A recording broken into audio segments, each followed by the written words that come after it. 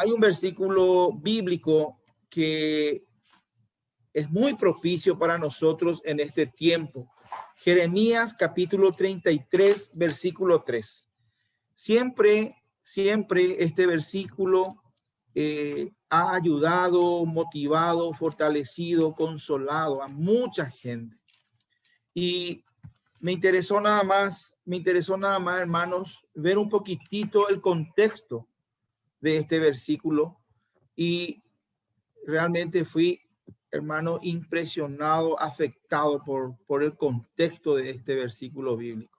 El tema de hoy que vamos a compartir lleva el nombre de orar en base a las promesas de Dios. Orar en base a las promesas de Dios. Jeremías capítulo 33, versículo 3. Clama a mí y yo te responderé y te mostraré cosas grandes que tú no conoces. Palabras dadas de Dios a Jeremías. Es una palabra dicha por Dios al profeta Jeremías. Y bueno, hermanos, vamos a ver un poquitito cómo esta pandemia está desafiando nuestra fe en este tiempo. Esta pandemia, hermanos, es como Goliat cuando se burlaba del pueblo, del ejército de Israel, le amedrentaba al ejército de Israel, se burlaba del ejército de Israel, porque Goliat infundía miedo, terror en esa gente. Hasta que apareció un hombre, un jovencito, temeroso de Dios, que vivía tan cerca de Dios que dice en el Salmos que sus alas, él sentía que las alas de Dios lo cubrían. Es el rey, el futuro rey de Israel, David, hijo de Isaí. Hasta que él le puso en su lugar, porque salió en el nombre de Jehová. Fue un joven diferente. Entre toda esa gente que estaba ahí, tanto del lado de los filisteos como del lado de los israelitas, David fue diferente, porque él le tenía a Dios en su corazón. Dios era su fortaleza, su refugio. Dios era su torre fuerte. Dios era su defensor. Dios era el que le sanaba. Entonces se cumplió en David lo que la palabra de Dios dice, que ninguno de los que confían en Dios serán jamás avergonzados, ya sea por vida o por muerte, como dijo el apóstol Pablo. Hermanos, Jeremías profetizó en el reino de Judá, conocido como el reino del sur, y era un tiempo muy difícil. Él fue testigo de cómo el reino del sur, el reino de Judá, había perecido prácticamente, había sido sitiado, destruido, y los judíos deportados a Babilonia. Él fue testigo de todo eso. Él empezó en el año 627 más o menos su ministerio allí, y en el año 587, 40 años después más o menos, ocurre esto que le estoy contando, donde Nabucodonosor, rey de Babilonia, sitia Jerusalén y luego lo destruye y lleva todo lo bueno de Judá y de Jerusalén a Babilonia.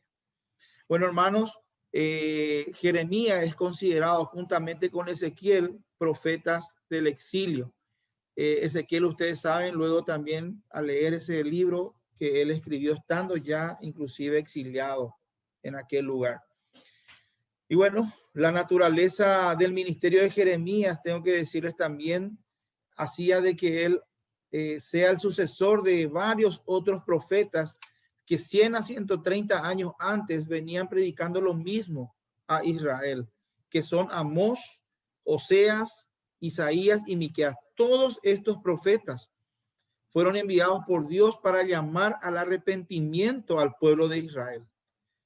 Sabemos que Israel fue dividido en dos reinos, el reino del norte conformado por 10 tribus y el reino del sur conformado por 2 tribus, Judá y el de Benjamín. Y 100 años antes, en el año 722 aproximadamente, ya que no hubo arrepentimiento en Israel, en el reino del norte, en las 10 tribus, Dios utilizó a Siria como un dice báculo de su juicio. Y sabemos, hermanos, por la palabra de Dios, que el reino del norte, juntamente con su capital Samaria, fueron también sitiados, fueron destruidos, deportados.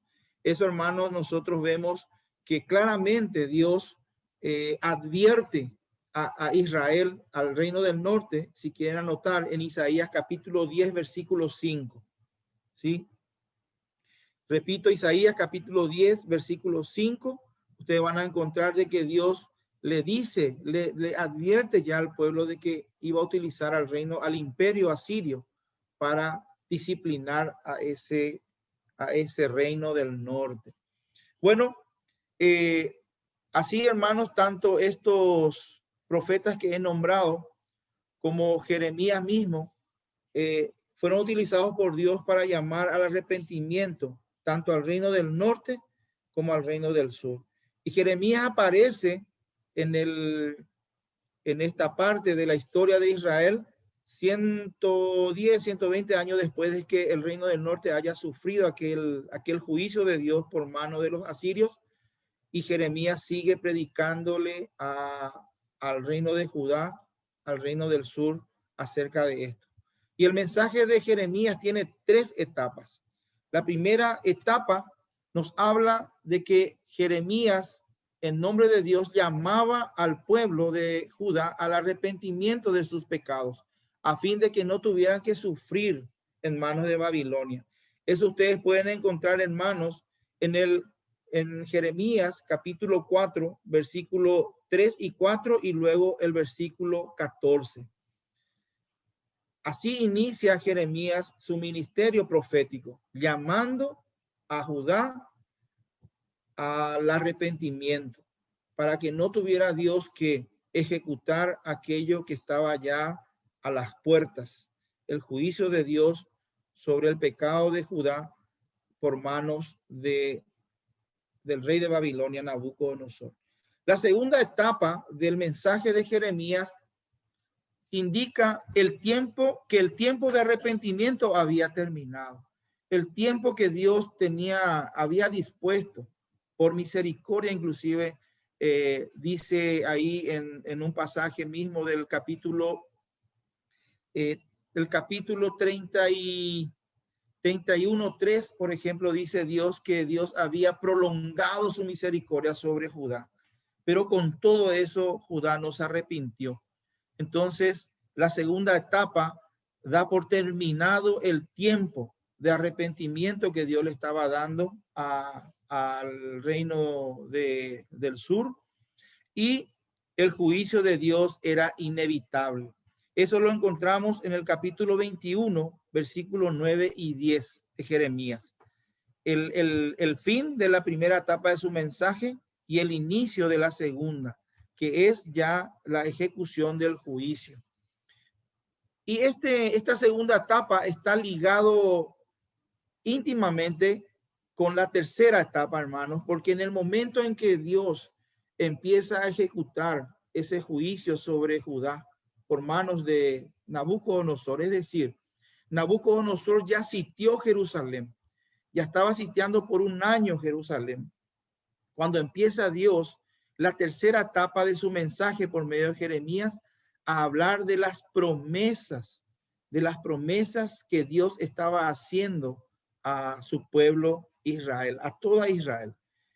Realmente parece contradictorio que en medio de una crisis ya desatada en Judá, al tener a Babilonia, al ejército de Babilonia, con su rey Nabucodonosor sitiando Jerusalén, haciendo de que haya en ese lugar hambre, haya desesperación, haya inseguridad, temor, terror, peste.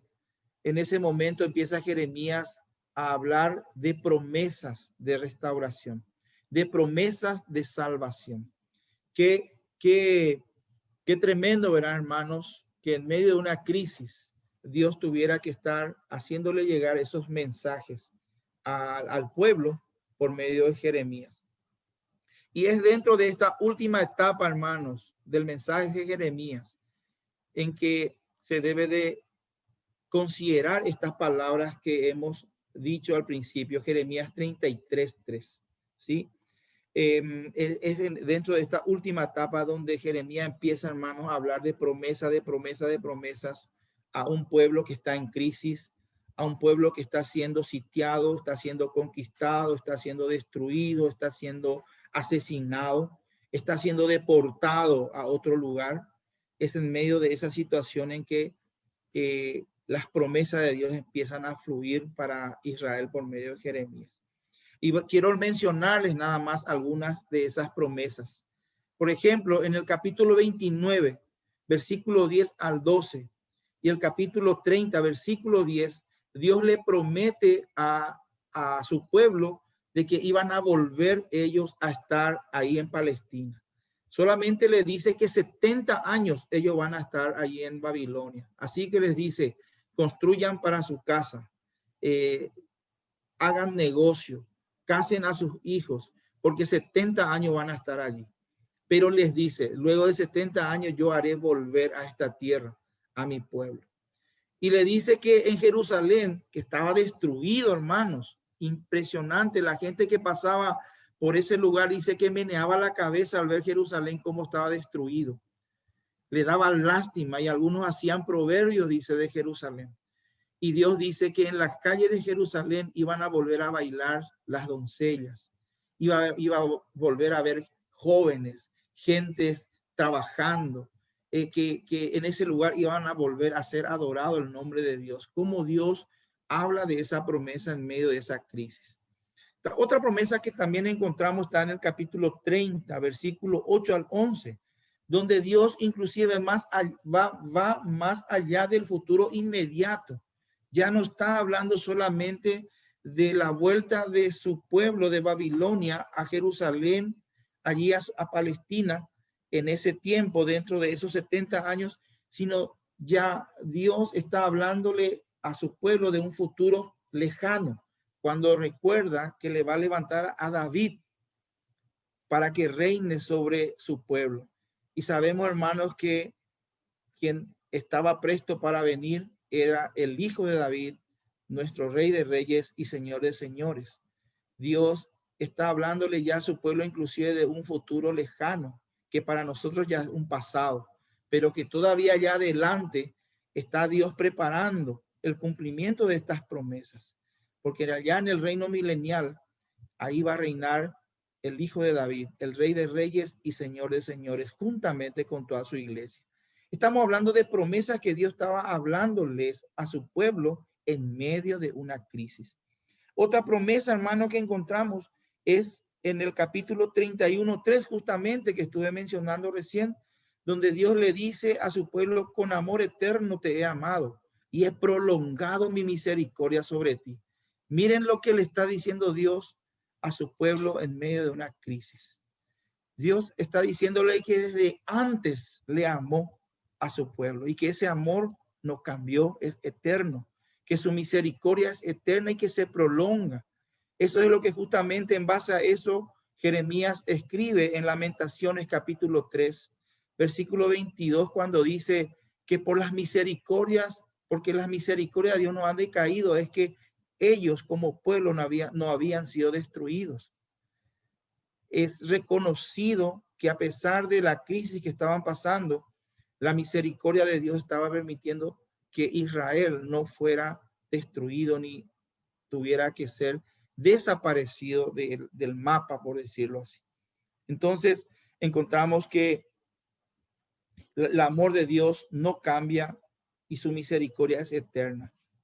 Por eso es que Judá iba a tener otra vez nuevas oportunidades. Por eso es que Israel va a volver a tener nuevas oportunidades. Bueno, encontramos en el capítulo 31, versículo 31 al 34, dentro de esta promesa y de esta etapa del mensaje de Jeremías, el nuevo pacto. Ese nuevo pacto que nos permitió a nosotros, hermanos, hoy tener este privilegio de ser hijos de Dios, hijos de luz, de ser reales sacerdotes, de ser parte de esa nación santa, pueblo adquirido por Dios, para anunciar las virtudes de aquel que nos llamó de las tinieblas a su luz admirable. Dentro de esa etapa del mensaje de Jeremías también es mencionado el nuevo pacto, que es un pacto unilateral, que es un pacto que gracias a Dios depende solamente de Él. Y Él es fiel y Él lo va a cumplir a rajatabla. Cielo y tierra podrán pasar, pero la palabra de Dios jamás pasará. Ni una jota, ni una tilde dejará de ser cumplida, dice el Señor Jesucristo. Por lo tanto, hermanos, estamos viendo que Israel podía descansar en esas promesas. Por último, quiero decirles que en el capítulo 32, versículo 34, aquí me va a leer Belencita, está la confirmación de todas estas promesas y muchas más que están allí, que si voy a mencionar, hermanos, nos vamos a pasar toda la hora. Aquí nos va a leer 32, versículo 42. Porque así ha dicho Jehová, como traje sobre este pueblo todo este gran mal, así traeré sobre ellos todo el bien que acerca de ellos hablo. La confirmación de que todo lo que Dios ha hablado en medio de esta crisis, hermanos, Él lo iba a cumplir. Es en esta parte donde Él dice que el pensamiento de Dios siempre es bien para con su pueblo, nunca el mal. Imagínense, hermanos. Y dentro de ese contexto de crisis, de muerte, de hambre, de peste, hermanos, Dios entrega por medio de Jeremías todas estas promesas y muchas más. Promesas para el presente, promesas para el futuro inmediato e inclusive promesas para el futuro lejano. Y allí en ese momento le dice Dios, prácticamente desafía la fe de Jeremías. Y le dice, clama a mí y yo te responderé. Pero el desafío para Jeremías era clamar a Dios en base a estas promesas. Es como que Dios le estaba diciendo a Jeremías, si vos crees todas estas cosas que yo estoy hablando, clama a mí en base a estas promesas y yo te voy a responder. Imagínense, para rematar la situación, hermanos, le voy a contar ahí en el capítulo siguiente de lo que estamos considerando. Dios le dice en el capítulo 33, Dios le dice a Jeremías, anda a comprar un terreno, comprarle a tu tío un terreno. Imagínense, hermano, pagar por un terreno que estaba siendo invadido por el enemigo, es tirar la plata de uno. ¿Sí? Comprar algo en Jerusalén en ese tiempo donde Nabucodonosor estaba conquistándolo, estaba destruyendo todo, es tirar la plata, quemar el dinero. Pero Dios le dice, anda a comprar de tu tío, porque esa tierra va a volver a tener precio, va a volver a valer mucho, porque yo voy a cumplir todas mis promesas. Lo que Dios quería con ese acto, hacerle ver y entender al pueblo, es que Dios es fiel y que Dios, aunque se enojó y aunque le estaba disciplinando a su pueblo, Él iba a cumplir todas las promesas de restauración y de salvación que Él había dicho. Y qué importante es considerar, hermanos, que la disciplina que Dios estaba ejecutando contra Judá, contra su pueblo, tenía el propósito principal, hermanos, de restaurar, de sanar, de arrepentimiento, de perdón, de sanidad. Nunca fue destrucción. Por eso dice Jeremías, porque las misericordias de Dios no decayeron nunca, es que nos hemos sido consumidos. Y así, hermanos, Dios estaba de esa manera desafiando la fe, la convicción, la esperanza, la dependencia de Jeremías, profeta de Dios, al decirle en medio de esa crisis que le hizo llorar a Jeremías. Por eso es que Jeremías es conocido como el profeta llorón y que escribió Lamentaciones. Le dice, clama a mí y yo te responderé. Yo creo, hermanos, en conclusión, que Dios desafió de esa manera la fe de Jeremías, porque le pidió avivar su oración en medio de una crisis en base a promesas que estaban lejos, porque lo que Jeremías veía era muerte, era destrucción, era enfermedad, era necesidad, era hambre. Y Dios le dice, mira un poco las promesas que yo tengo y que voy a cumplir a mi pueblo. Y en base a eso que estás viendo, si tenés fe, clama a mí. Aviva tu oración. Que tu oración se avive clamando a mí, gritando a mí de lo más profundo de tu corazón. Las promesas de Dios deben avivar, hermanos, el espíritu de oración de la iglesia. Vamos un poco ahora ya a la aplicación a nosotros.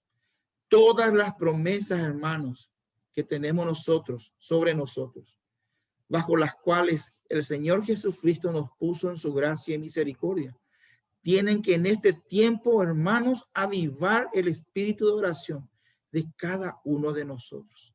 Una hermana dijo la otra vez, estamos aprendiendo a orar gracias a esta pandemia. Y qué verdad Dios puso en su corazón, hermano. Porque ¿cuántos de nosotros estamos orando a Dios como nunca lo hemos hecho? ¿Cuántos de nosotros estamos orando constantemente en nuestro corazón, en nuestra mente, día a día, cada rato? Cuando llega un mensaje, hermanos, oren por fulano, les puedo asegurar que más de uno de nosotros ahí mismo está clamando a Dios por esa persona. Entonces, hermanos, creo que uno de los propósitos de esta pandemia se está cumpliendo y se debe cumplir en cada uno de nosotros, en la iglesia del Señor. Que esta crisis, hermanos, avive el espíritu de oración de cada uno de nosotros. Y qué tremendo, hermanos, también decir en base a lo que hemos considerado del contexto de Jeremías 33:3, que aún la crisis, hermanos, nos habla a nosotros, nos habla hoy. Esta crisis que tenemos en la pandemia, nos está hablando, hermano, de perdón, nos está hablando de restauración, nos está hablando de bien y no de mal. Ejemplo de eso, nuestra hermana Ana, que ella está ahí tratando de ver cómo aportar su granito de arena en la vida de Sonia. Y sabemos, hermano, lo difícil que ha de ser la situación que nuestra hermana está pasando y muchas personas. Esa generosidad que ella habla ahí en Inerán de que nos falta comida. Todo eso, hermano, está viniendo de gente que han experimentado dolor, que han experimentado sufrimiento a causa de esta pandemia y que más que nadie ellos comprenden la necesidad en todas las áreas de las personas que están allí. Entonces, hermanos, podemos decir nosotros que así como en Israel, en medio de esa crisis tremenda que estaba pasando Jerusalén, Dios comenzó a hablarle a ellos de perdón, de restauración, de esperanza. Así también hoy para nosotros, hermanos, esta crisis nos está hablando de conversión, de arrepentimiento, de perdón, de restauración, de bien y no de mal. Y hermanos, por ejemplo, quiero terminar con estos pasajes bíblicos que voy a mencionar nada más y si quieren anotar, háganlo, hermanos. Qué bueno sería clamar a Dios, hermano, en base a las siguientes promesas, millones de promesas. Una exageración, digo, pero hay tantas promesas en la palabra de Dios. Por ejemplo, capítulo 14, versículo 2. Dice, en la casa de mi padre muchas moradas hay. Si así no fuera, yo lo hubiera dicho, dice el Señor. Así que iré y prepararé el lugar. Y vendré y os tomaré a mí mismo, para que donde yo esté, vosotros también estéis. Hermanos, oremos, clamemos a Dios en base a esta promesa. El Señor tiene un lugar preparado para nosotros en los cielos. Aquí nosotros somos pasajeros y estamos como luminares. Somos portadores de esa luz de esperanza. Hermanos, que la gente vea en vos y en mí la diferencia que hay entre aquel que confía en Dios y aquel que no le tiene a Dios. Y que la gente quiera conocerle a Dios gracias a ver tu testimonio, tu vida en medio de esta crisis, tu seguridad, tu confianza. Hermanos, hay otra promesa. Primera Tesalonicenses 4:13 dice, tampoco quiero que ignoréis, hermanos, acerca de los que duermen. Y habla de que un día el Señor en las nubes va a venir con trompeta de Dios, con voz de arcángel. Y los muertos en Cristo resucitarán primero y los que estemos vivos seremos transformados y juntos seremos recepcionados por el Señor en las nubes. Primera de Juan capítulo 3, versículo 1 en adelante dice, mirad cuál amor nos ha dado el Padre para que seamos hechos hijos, para que seamos llamados hijos de Dios. Y todavía no somos lo que hemos de ser. Pero cuando Él se manifieste, le veremos tal como Él es. ¿Por qué? Porque seremos semejantes a Él. Qué promesas, hermanos, sobre las cuales podemos pararnos como sobre una roca que nos va a mantener firmes, estables, equilibrados y seguros. Y aunque esté corriendo debajo de nosotros una correntada de epidemia y de problemas y de muertes, hermanos, nosotros sobre la roca de nuestra salvación podemos estar seguros. Y desde ahí podemos clamar a Dios en base a estas promesas. Hermanos, Efesios capítulo 1, versículo 3 dice que fuimos bendecidos con toda bendición espiritual. Y que el capítulo 2, versículo 6 dice que estamos sentados juntamente con Cristo en los lugares celestiales. Estamos tan alto por encima de todas las circunstancias de esta vida, de este mundo que está en tinieblas, hermanos. La pregunta para nosotros es lo que le dijo Jesucristo a Marta aquel día cuando le dijo: yo soy la resurrección y la vida. El que cree en mí, aunque esté muerto, vivirá. Y le dice el Señor a Marta: ¿crees esto? Entonces, hermanos, por eso terminamos diciendo que esta pandemia realmente está desafiando nuestra fe. Hermanos, está desafiando nuestra fe para que nuestro espíritu de oración se avive en este tiempo y en base a nuestra fe, a la fe que tenemos en el Señor, creamos. Y podamos ser, hermanos, como Habacuc. Quiero ver un poquitito a Habacuc, si pueden abrir sus Biblias. Ese sí. Quiero, hermanos, que abran, por favor, en el capítulo 3, versículo 17 en adelante. Un conocidísimo versículo, que también fue dicho, hermano, y escrito en un tiempo de crisis, en un tiempo de una crisis tremenda en Israel. Y dice la palabra de Dios en el capítulo 3 de Habacuc, versículo 17. Aunque la higuera no florezca, ni en la vides haya frutos, aunque falte el producto del olivo y los labrados no den mantenimiento y las ovejas sean quitadas de la majada y no haya vacas en los corrales, con todo yo me alegraré en Jehová y me gozaré en el Dios de mi salvación. Jehová el Señor es mi fortaleza, el cual hace mis pies como de ciervas y en mis alturas me hace andar. Hermanos, el Señor Jesucristo dijo que si tuviéramos nuestra fe del tamaño de un grano de mostaza, todas estas cosas serían realidad en nuestra vida, hermanos. Todas estas cosas. Y la gente que está temerosa, que está sin esperanza, que está, hermanos, aterrorizados, van a ver en cada uno de nosotros esa luz del cual nosotros somos portadores y por lo cual el Señor nos dice que somos luminares en este mundo.